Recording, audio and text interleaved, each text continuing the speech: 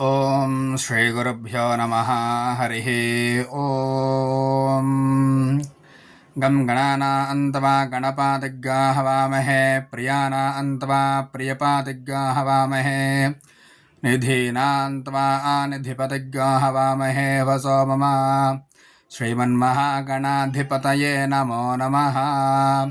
ಓಂ ಶ್ರೀ ಗುರುಭ್ಯೋ ನಮಃ. ಹರಿ ಓಂ.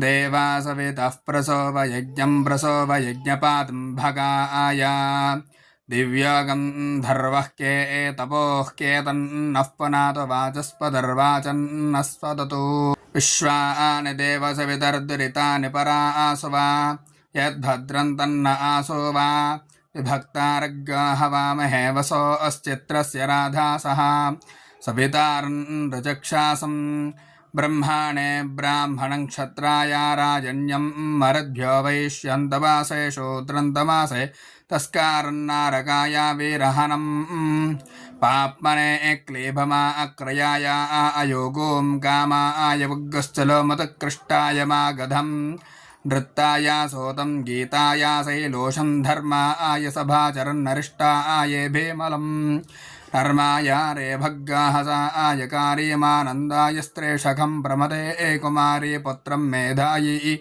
रथकारं धैर्याय रक्षानम्. ॐ